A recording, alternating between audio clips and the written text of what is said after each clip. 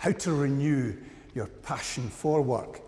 But I suppose we have to ask the question in the first place, did you ever have a passion for work in the first place? And even more, what is a passion for work? Can you actually have a goal to have a passion for work? I suspect not. You know, in the same way, there are so many books on happiness just now, authentic happiness, some great stuff in the marketplace, but almost indicating you need to set yourself a goal to be happy. My suggestion about passion is that passion is when enthusiasm meets purpose. So that's my kind of definition. When enthusiasm meets purpose, passion happens. It's a byproduct of what we're talking about. I'm going to actually focus in on the whole area of communication as the central point for this presentation. So we're going to learn, we're going to talk about passion, and I was looking for examples, and I stopped off in the way here today to have a haircut. Now, I don't know, guys, if you're familiar with City Barbers in West Nile Street. It's a good place. Occasionally, if I'm in Glasgow, I'll go in there. And today, I had Grant. Grant, for the very first time, was my hairdresser.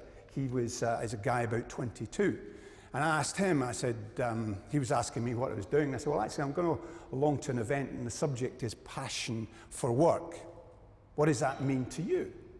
And he said, well, he says, I've got a passion for work. He says, in fact, I had last week off, and I couldn't wait until I got back to work. I said, how long have you been a hairdresser? He just said about 2.5 years. So you didn't, you know, it wasn't something at school. No, he went to university, wanted to be a teacher. And he said it just didn't really work out for him. And then he just bumped into somebody, and he had this idea that he maybe go on a course to be a hairdresser.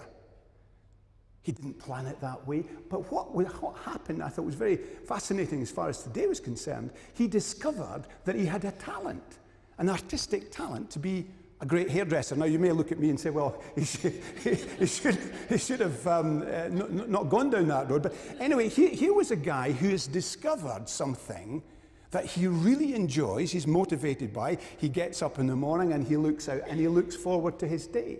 So what are the component parts of that? So we're going to address that today. Now, you've all got, I explained to somebody else that we don't have PowerPoint today, which I'm sure you're all disappointed in, but I've got a little leaflet out for everybody. I want you to turn on the back, and I want to introduce basically 2 models that will help us to keep on track as far as the short conversation, which I would like to call it, this short conversation is concerned.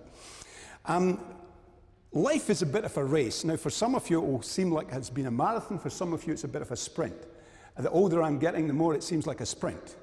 But you'll be encouraged to know that because of the recent research in the Human Genome Project, within 10 years, we will have a life expectancy extended to way beyond our hundreds. And in fact, there is a bet on with scientists just now that the first person to live until they're 150 is probably in their 50s or 60s today.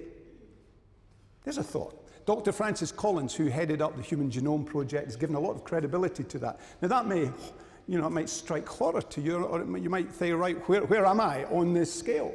I'm just into the second half, as it were, you know, because I reckon 120, I'm just over 60. So anyway, what I'm saying is that we've got time to actually take some of this stuff on board. So the race, this particular model is based on what I believe are common principles. If you're going to do something, going to try and discover something, first of all, you need to look at the evidence. Once you've got the evidence, you need to find ways of communicating that evidence, and then the action happens, and then we see the result. So we're going to go around these areas. The kind of start-off place is evidence. Do you have the evidence? Is there evidence about in terms of passion in the workplace? Well, everything has to be measured these days, and passion, like everything else, there have been measurements in. And the most up-to-date research shows that 17% of the UK population, working population, are passionate about their work. How does that compare? America, 25% on average are passionate about their work. Germany, 15%. France, 9%, and just don't try working in Singapore because it's 3%. It's a thought. But actually, what does that tell us when we hear general statistics? Today is Super Tuesday. You know, California's just wakening up, and New York are into breakfast, and they're wondering what Super Tuesday is going to be all about. Is it going to be a great day? Will they feel as passionate today about their politics as they do just now? Anyway, evidence. We have very clear evidence to demonstrate one key point.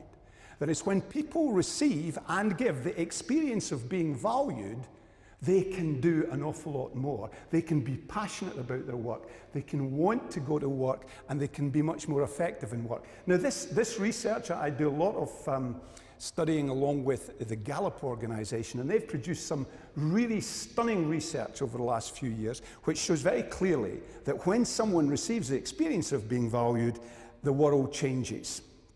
So we have the evidence.